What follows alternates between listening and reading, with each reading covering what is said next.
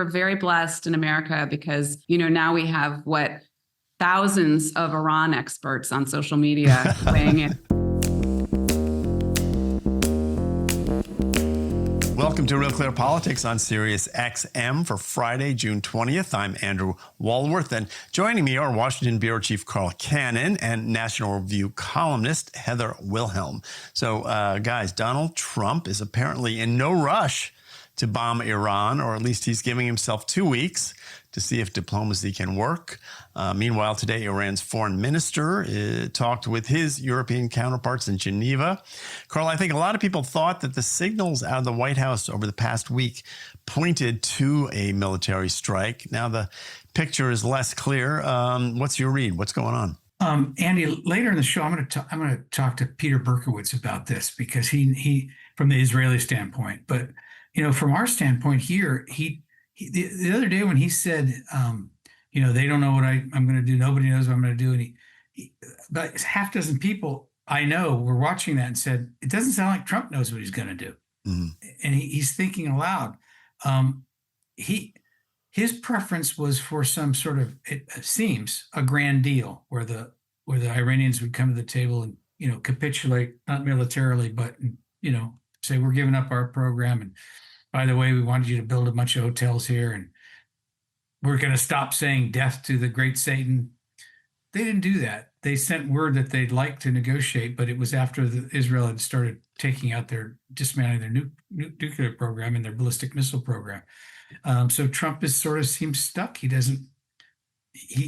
like to have a big negotiation. He'd rather not have war, but the Iranians may have missed the moment. That's what the president suggested himself.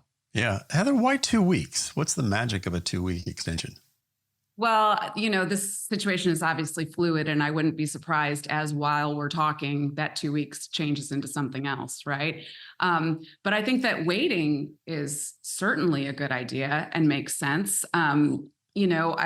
This isn't something America wants to rush into, certainly. I think there's also a fair chance that Israel acts on its own behalf while we're waiting. So I certainly think waiting is wise. I wouldn't put a lot of credence into the 2 weeks. Who knows what could change in the next few days. Yeah.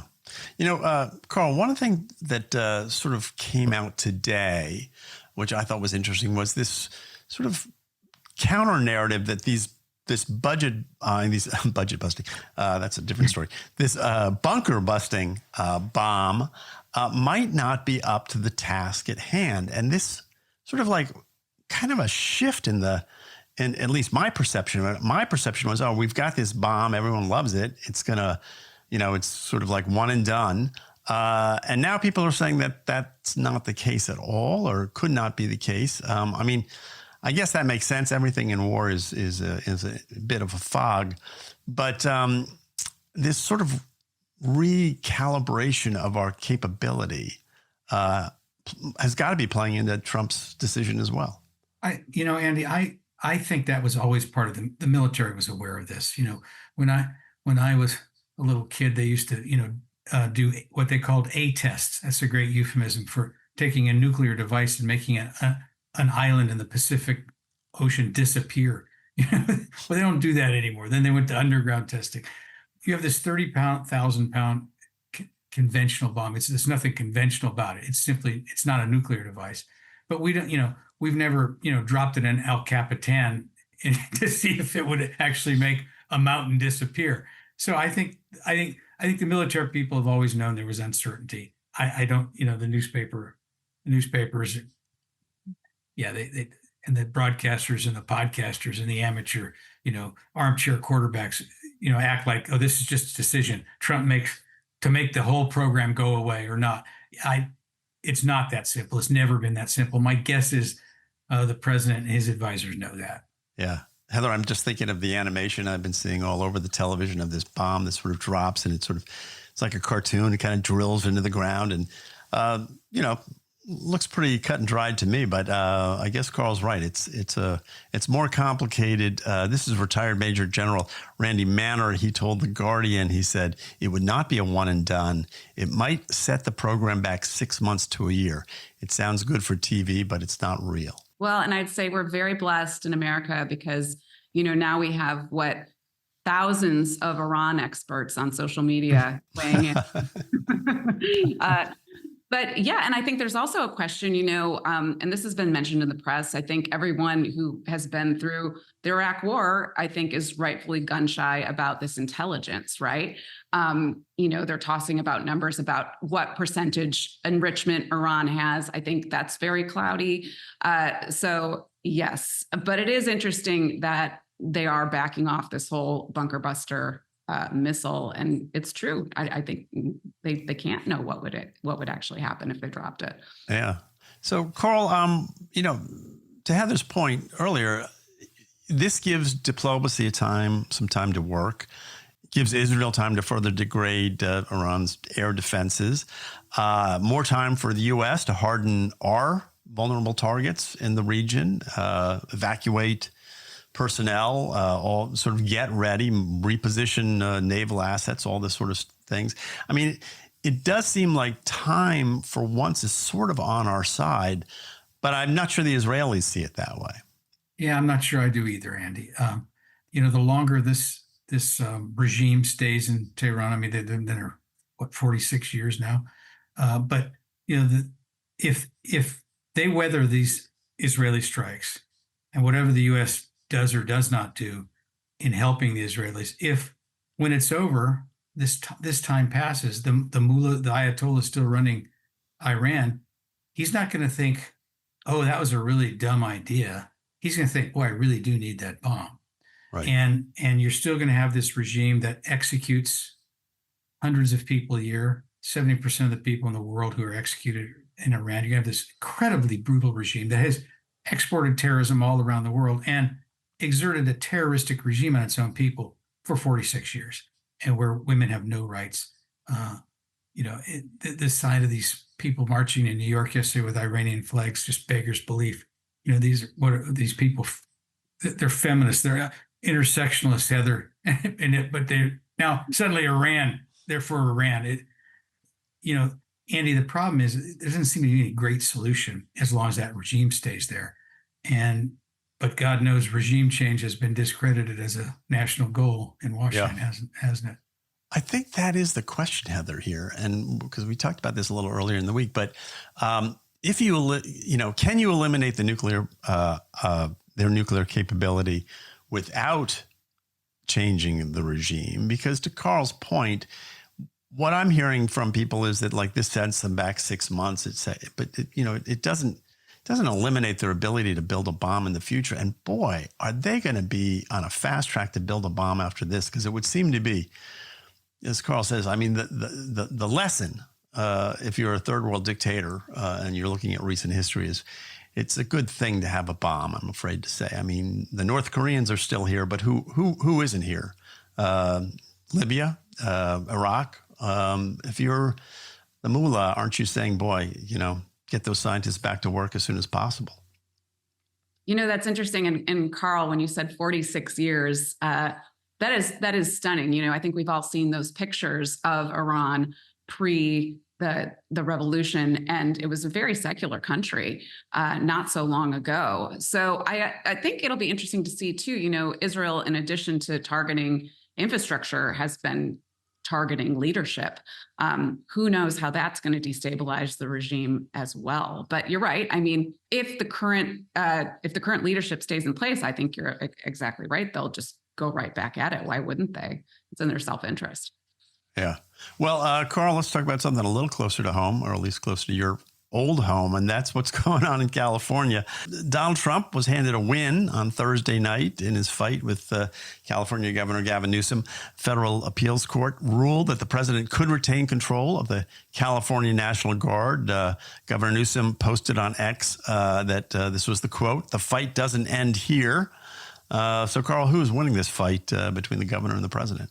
Well, let me say two things about that, Andy. First of all, to answer your question, they're both winning. Trump's winning in the courts. He's winning with his base. But Gavin Newsom has emerged as a first among equals among the would-be Democratic standard bearers and leaders of the resistance.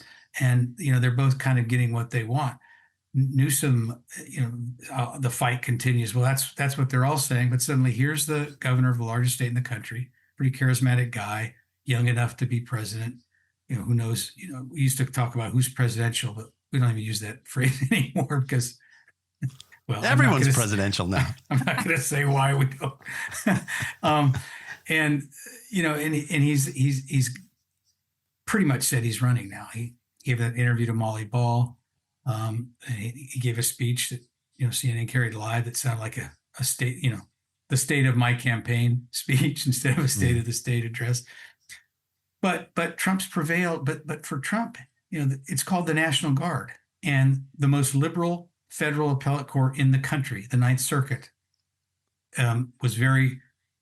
looked askance at the governor's argument and basically left in place Trump's ability to call out the guard. So I guess they're both getting what they want. Heather, what are the politics here? I mean, is this and is it all politics?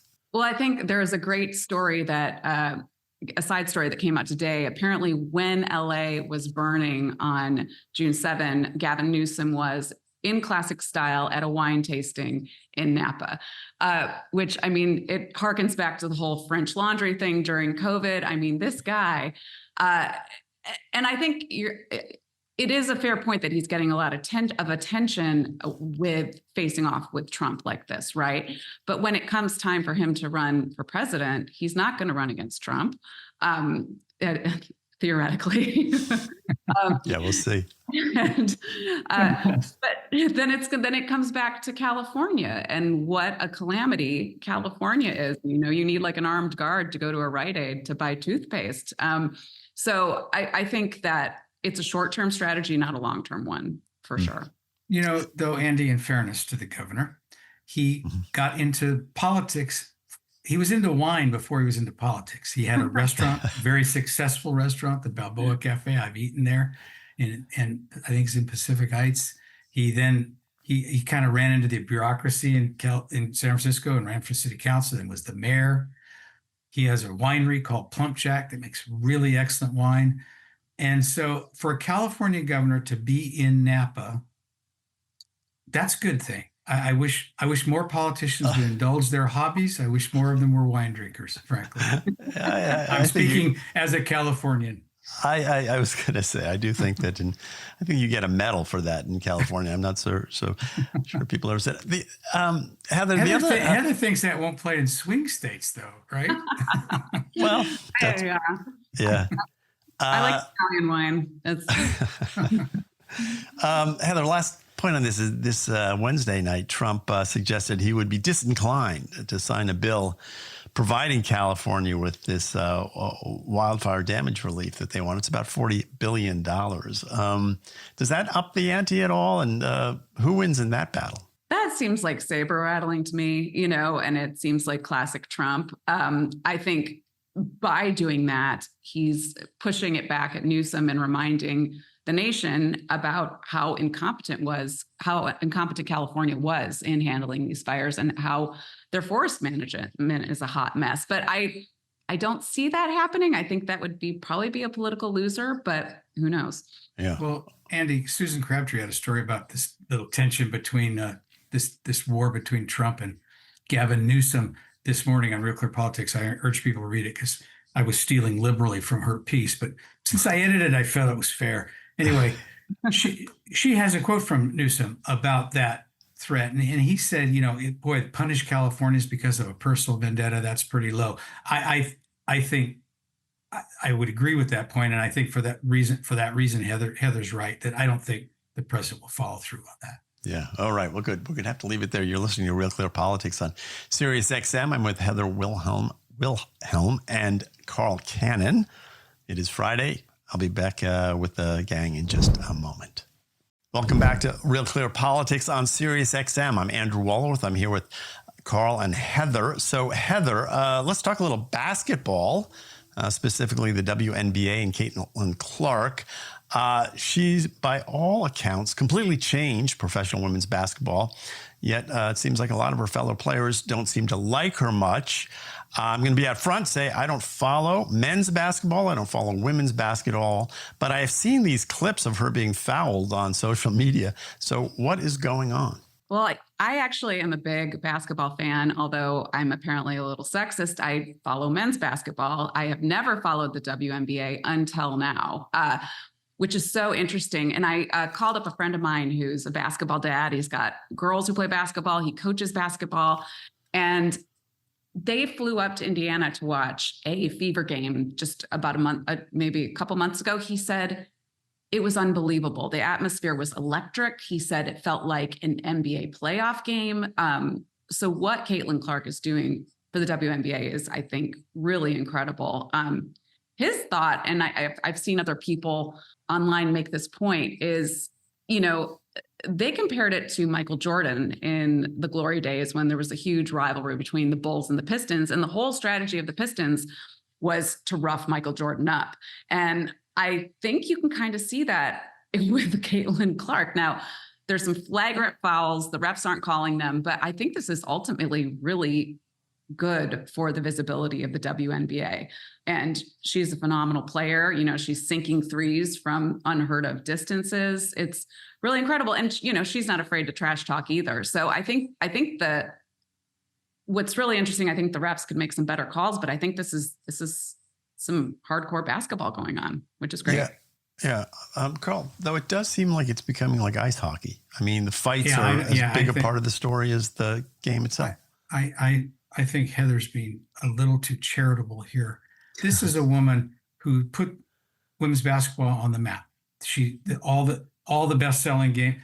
She was out for 5 games, and their attendance, like the TV ratings, plummeted. People are tuning in because she plays this fluid, dynamic game of basketball, shoots from darn near half court, like Heather said. Just an exciting player. And we've had other players come in the NBA like that.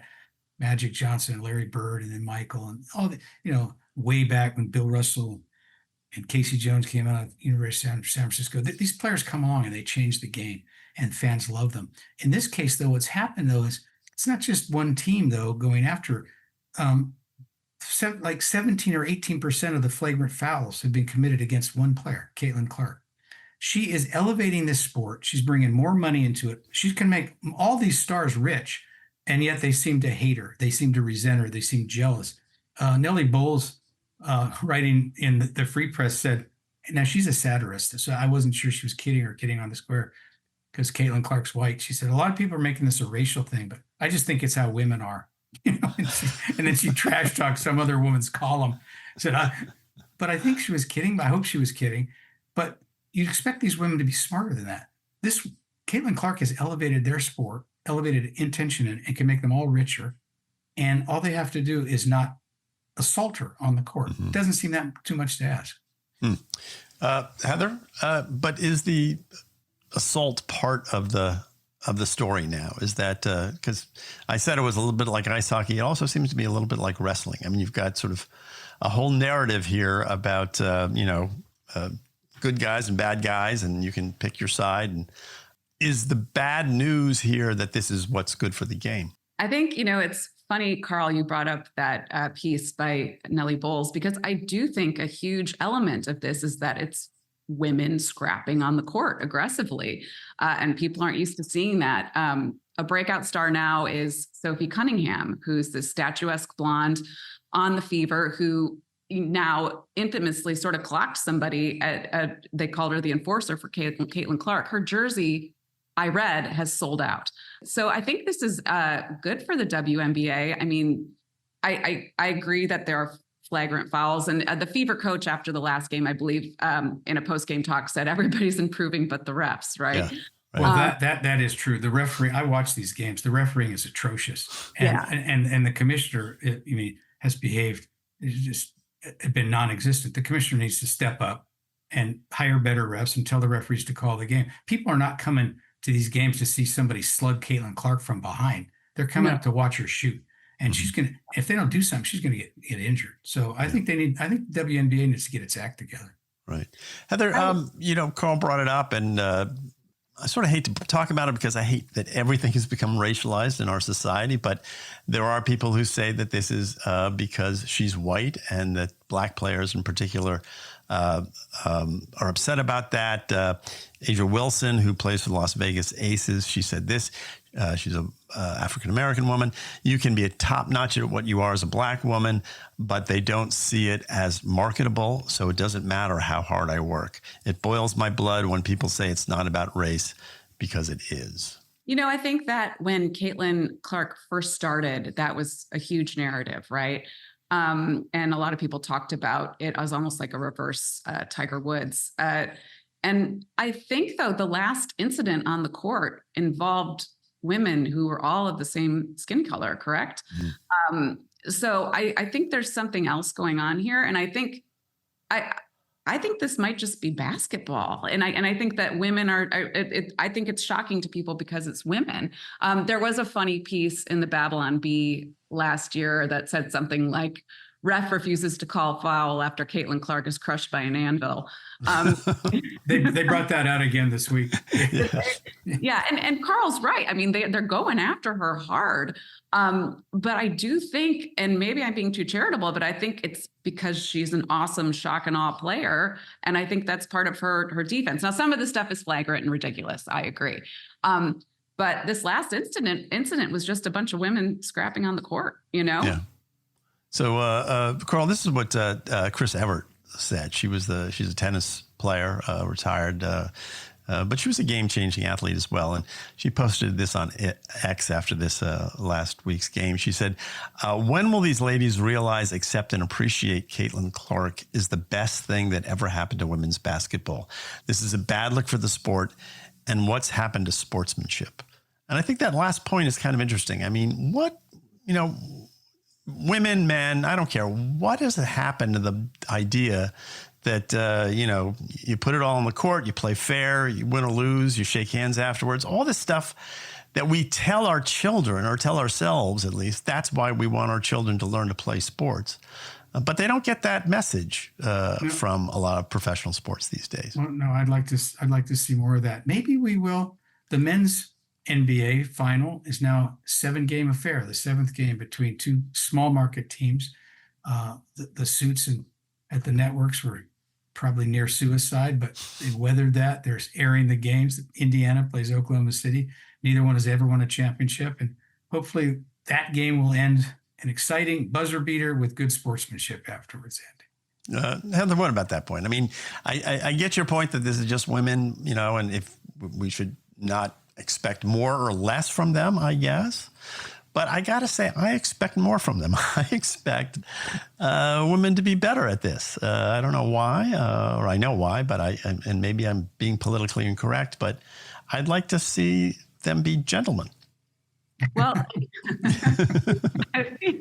I think Chris Evert makes a fair point, right? I mean, a lot of this stuff verges on, ridiculous, but I think the solution is better refs, quite frankly. And, look, we're here on a podcast talking about the WNBA, That's true. The nation is talking about the WNBA. I think a couple years ago, that would have been unheard of, Mm-hmm. All right. Well, guys, it is that time of the week. And Heather, this is your first time playing. So welcome to... You can't be serious, man. You cannot be serious. This Speaking is where of we good talk sportsmanship, that's John McEnroe for the uninitiated. Yeah. Well, this is the point where we talk about what you can't be serious about in the week just passed. Carl, I'm going to let you go first. You better let Heather go first because I have two. She took mine. Oh, okay. Go, Heather. Okay. Mine is a now viral video. I don't know if you both have seen it, of the UCLA graduation ceremony, where one very excited young man gets shown on the Jumbotron and he's holding up his laptop and he's revealing the Chat GPT, allegedly, that helped him with his final project. And the crowd goes wild. Wow. And it was so funny. I watched the video and ironically, I was like, is this video AI? Is this real? Which I think you can ask about anything now. But that was really both fascinating and unbelievable. And both funny and sad at the same time. So that's what I've got for you. I don't know, Carl, if that was one of yours or not. No, mine's Whoopi Goldberg. If that's yours also, Andy, I have another one. No.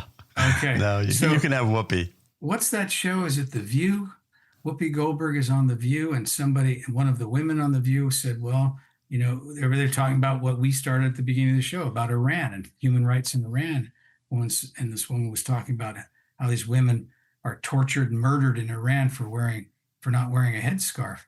And Whoopi Goldberg said, well, black people in America, black women in America are treated worse than women in Iran. And I don't think that's a serious point, especially someone making, I don't know, what, $5 million a year and getting to do anything she wants. Yeah. Living in Hollywood Hills or Malibu, wherever she lives, this charmed life, but oppressor uber alles, right? Yeah, right. Well, mine is for all of us. It's a story that I wanted to talk about this week. We didn't get to it. And that is that the timeline for Social Security and Medicare to run out of money is getting shorter. Social Security will run out in 2034. That's a year earlier than previously estimated. Medicare runs out in 2033. That's 3 years earlier than was projected just a year ago. This is one of the most predicted and predictable crises. Everyone knows this is happening. No one is going to do anything about it. And if past is prologue, you can bet that these timelines will not get longer. They're going to get shorter. So for President Trump, all the presidents for the past 20 years, as well as all the Congress, you cannot be serious. It's time to figure this out. So that's my You Can Not Be Serious for the week. We'll be back with more Real Clear Politics right after these words. Welcome back to the show. I'm Carl Cannon, Washington Bureau Chief, Real Clear Politics. You're listening to us on SiriusXM Radio. And I'm talking now with Peter Berkowitz, who's a senior fellow at the Hoover Institution, former State Department official, a public intellectual, an author. What am I forgetting? Scratch golfer. Just kidding. Just an overall Renaissance man. Peter, thanks for joining us. These are, we have a banter because it's Friday and you and I are friends, but these are very serious times in the world, especially for Israelis. You were scheduled to be there this week. It's one of the reasons I'm fortunate to have you on the show today. That got canceled because the flights got canceled. But I'd like you to bring us up to speed as what you see the state of play right now in Israel, and then we'll get to the decision President Trump is weighing, and some other things. But first of all, as you see it right now, how does Israel stand? Israel has been, first of all, it's good to be with you again, Carl. Though I'm sorry, my flight and all flights to Israel have been canceled since Israel launched its attack. So Israel's now has got 8 days of extraordinary achievements behind it. And it faces very serious challenges and dangers as we go forward. As you know, as all the viewers know, on the first night, Israel began this massive assault, taking out scientists, taking out leaders of the Iranian military, taking out some nuclear sites, taking out crucial nodes in the nuclear supply chain, disabling missile launchers, taking out missiles being launched for readying to be launched at Israel. And Israel has continued the assaults for 8 days. However, the home front has absorbed several almost nightly barrages of ballistic missiles. I want to emphasize one point here. Israel's targeting has been narrowly aimed at military assets. Or people connected to the production of nuclear weapons. Virtually all of Iran's ballistic missiles have been fired indiscriminately at civilians or civilian areas. That makes just about every single one of Iran's ballistic missiles a war crime. Having said all of that, Israel still has a ways to go in degrading Iran's ballistic missile supply, degrading its launchers, and ending its nuclear program, even as Israel continues every day, less and less, but still every day, to absorb ballistic missiles to its cities and civilian population. Let me ask you a question about that because a friend of mine who's in the army thinks that Israel didn't really try and hit a hospital that, Iran didn't really try to hit that hospital in Israel, but that's about as good as that's about the state of their technology, that they don't have they don't have the precision bombing, they don't have the discipline, they don't have the skills or the equipment that the Israelis do, and that, they're being fired on, they're firing back. They're not trying to kill civilians. But that's about the best they can do. Is that a fair point? Not really. It is fair to say that they were probably not aiming at the hospital because their missiles are not that exact. But the hospital is not located next to a military installation. The hospital is in a civilian setting. All of these missiles are aimed at civilian infrastructure. They can't get the right block correct, but they can get the greater Tel Aviv area or the Haifa area correct. And that's what they've been doing. So while it may be true that the hospital itself was not aimed at, civilian areas are definitely the target here. This is contrary to the laws of war. All right, so let's get to the state of play now. And as everybody in the world knows, people who don't know anything about military hardware or Iran's geography have learned all this stuff. Ted Cruz learned this week that there's 92 million people in Iran. We're all learning, courtesy of Tucker Carlson. Yeah. We're all learning things. But one thing we're learning is that the Iranian facility, the most serious facility that's trying to enrich uranium to make a nuclear bomb, is in a mountain, 3 miles underground or some prodigious, very difficult target. And that the United States, apparently alone in the world, has an ordnance that could actually destroy it, that can reach that deep. It's not assured, but that's the belief of the U.S. military. So President Trump is weighing whether to supplement the Israeli bombing with this, terrific weapon of his own.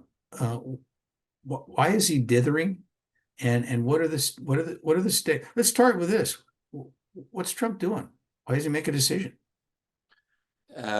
Well, in fairness to President Trump, it's a hard decision to bring the United States into a Middle East war, especially for a president who has run twice against bringing the United States into Middle East wars.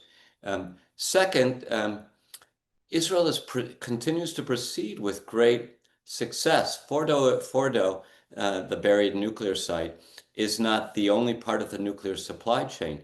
Every day, as Israel attacks, it diminishes further that extended supply chain, military assets, and I want to emphasize this point: missiles. Iran had announced that its ambition to build 10,000 ballistic missiles. That many missiles should Iran choose, could have buried Israel. So Israel has every interest in continuing the strike on those the missile storage facilities, the missile launchers, and the missile factories. So that could be one consideration. We also emphasize this as well. Does America have an interest here? Just bailing Israel out? I think the United States does. Here's why. Here's one reason why. Several years ago, MBS, the leader of Saudi Arabia, appeared on 60 Minutes. He was asked, does Iran want a nuclear weapon? He said no. He was then asked, what if Iran acquires a nuclear weapon? He said, well, then yes, of course we'll have to acquire a nuclear weapon for defense purposes. Saudi acquires a nuclear weapon, other Gulf monarchies acquire nuclear weapons, so does Turkey. That is not in the interest of the United States. Have one of the most fragile, violence-prone regions in the world, equipping itself with nuclear weapons. So we have an interest. Trump, understandably, is taking some time. Well, you make a pretty compelling case. Before I let do a brief station break, I'm Carl Cannon, Washington Bureau Chief, Real Clear Politics. You're listening to RCP on Sirius XM Radio, POTUS Channel 124, or maybe watching on our podcast on our own site. And I'm talking now with Peter Berkowitz, Senior Fellow at the Hoover Institution, veteran of the State Department, and I would say an expert on Israel. I hope that you don't mind me saying that, Peter. You travel there a lot. You write about it. You've got a book coming out in September. Before I get back to Iran, tell our listeners a little bit about your book. Well, happy to do so, especially happy to do so in conversation with you, Carl, because the book collects 40 columns that I've written for Real Clear Politics between 2014 and 2024. In 2014, Israel is sort of at the height. It's very prosperous. All of its fronts are quiet. And the columns follow Israel as the storm gathers. And I would say probably a third of the book concentrates on 2023 and 2024, when Israel is struck by two crises. The first is the crisis over judicial reform. The second is the crisis of the October 7, 2023 massacres conducted by the Hamas jihadists, which actually have represent the beginning of Iran's seven-front war against Israel, and takes us to this moment. Well, that's a good transition, because as President Trump weighs this decision to drop a bomb, nobody wants to get in another war in the Middle East, or start World War III, or do any of these things. But Iran, for 49 years, has been an implacable foe of the United States. Routinely, pepper their speeches, their leaders, with death to America, death to the great Satan. Israel, also the death to Israel. Israel's the little Satan. This is a country that has armed Hamas, that had to give the imprimatur to this grisly attack in October of the year before last, and you have 10 million people living in Israel.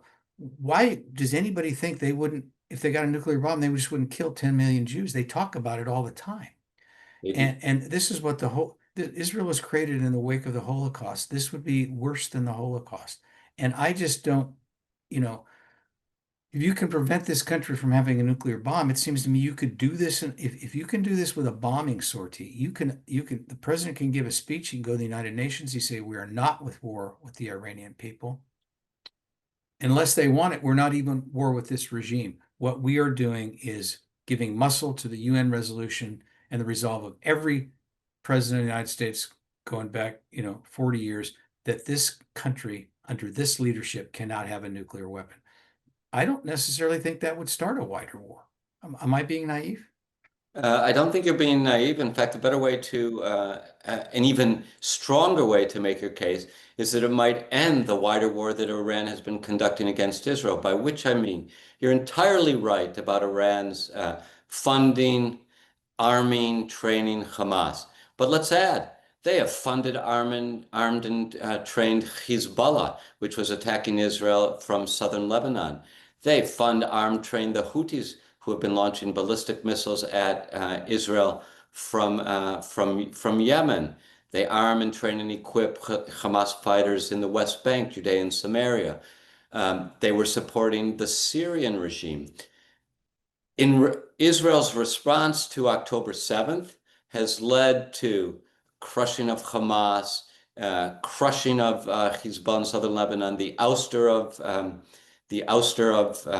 Bashar al-Assad from Syria.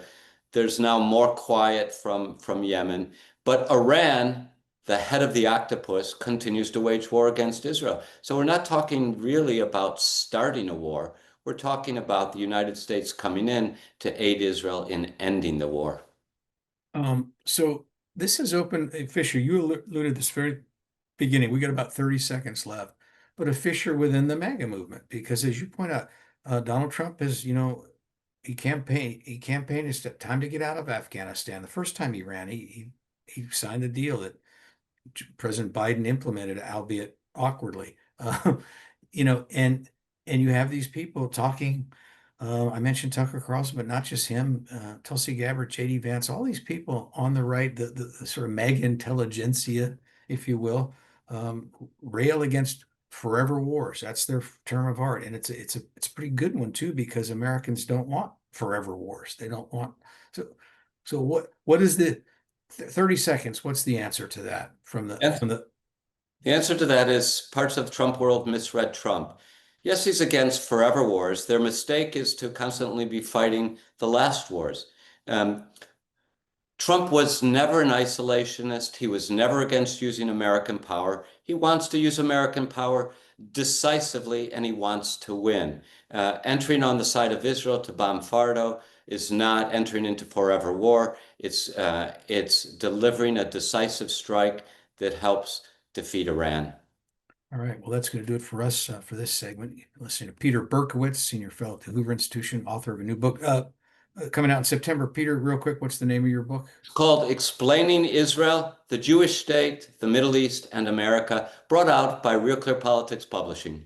We'll have you back on after Labor Day to talk about it, and that'll do it for us. So don't go away. We'll be right back. Welcome back to Real Clear Politics on Sirius XM. I'm Andrew Walworth, and for our next segment, RCP contributor Maggie Miller talks with Rupert Darwell, a senior fellow at the National Center for Energy Analytics and the author of the forthcoming book, The Age of Error, Net Zero, and the Destruction of the West. Now, here's Maggie Miller in conversation with Rupert Darwell. Thank you for joining me here today. My pleasure. For those who might be unfamiliar, would you talk about what your book talks about and what the key takeaways are? Yeah, I'll just if we go back a bit, I had this sensation where I didn't understand the way things were going in the world. People might have a similar kind of feeling. And then the penny dropped. We live in an age of error. And once you understood that, everything started to fall in place. And as a result of that, I thought, well, I'm going to write a book on the age of error. And essentially that's what the book's about. So, when you think about the age of error, when do you think it began? Can you set a date to that precisely? Yeah, I think I can, because in 2006, there was a G8 meeting of the G8, which was in St. Petersburg. It was hosted by Vladimir Putin. And the leaders of the West, plus Vladimir Putin, signed up to a document called the St. Petersburg Principles of Energy Security. And in that document, the leaders of the West said that they needed to invest trillions of dollars across all value chain, the whole oil and gas value chain. So one can see there in 2006, in the summer of 2006, the leaders of the West understood energy realism. This was a realistic response to what we forget is in the first decade of the 21st century was that oil prices had been rising quite strongly. Since the 1980s, there'd been a 2-decade run of falling energy prices. That started to reverse, and higher energy prices were, of course, cause of real concern to the economy and to energy security. So 2006, you can say that is energy realism. The leaders of the West had their heads screwed on. By 2009, so after the global financial crisis of 2008, the election of Barack Obama, also in 2008, we had the L'Aquila G8. And there the leaders of the West signed up to a green recovery. And the realism that you'd seen 3 years earlier had completely gone. So yes, one can date this really quite precisely. Sounds very interesting. What would you say is the biggest error that the West has made? I think the biggest error is, and I would personalize it, it's personified by John Kerry. And someone like John Kerry believes that history is over. The history of the rise and fall and competition of great powers is over, and now the world together faces the prospect of climate catastrophe, a planetary catastrophe, and that the world must come together, bury their rivalries. We all come together at, say, the Paris Climate Conference, and we agree to decarbonize. That, to my mind, is the biggest error of the age, because history is not ended. Geopolitics still continues. We saw that in 2014 when Vladimir Putin seized Crimea, and most of all, we saw that in February 2022 when he invaded Ukraine. And the error is that if you believe in the sort of the climate catastrophist vision of the world, you will lose the geopolitics, because there is no way that you can decarbonize your economy and still compete in a geopolitical world. You will basically lose, the West will lose to China. So what are the consequences for America and Europe? I think I would distinguish between America and Europe, because America, after the financial crisis, the one thing that America had going for it, and was a really, really big thing, was hydraulic fracturing and horizontal drilling, the shale revolution. And that turbocharged, insofar as there was economic growth in the years following the financial crisis, a lot of it was driven by falling energy prices and by the shale revolution. Europe, on the other hand, has really strongly embraced net zero. It really believes that decarbonisation is the path to economic growth. And that is a complete fantasy. You can't do both. You cannot have economic growth and at the same time starve yourself of energy. So I think America is in a different position because of the energy revolution. And moreover, there's always been a debate in America about climate change, and there's always been a strong trend towards energy realism, which obviously one sees very strongly in the Trump administration, with figures like Chris Wright, who personify energy realism and the energy opportunity. Europe has real deep problems. It is drunk from the well of net zero very deeply, and it's going to take a lot to get it off. And when I mean a lot, it's going to take very high prices, very weak economy. It simply cannot generate the resources that it needs to defend itself from a more aggressive Russia. So what are you looking forward to now? What's your sight set on? My sight is in terms of the book, I've written 17 chapters. There are 20. The book will be 20 chapters, and I'm looking forward to putting finis on chapter 20 and submitting the manuscript and getting the book out, because I think it speaks very strongly to the current situation we're in. All right. Well, thank you so much for your time. My pleasure.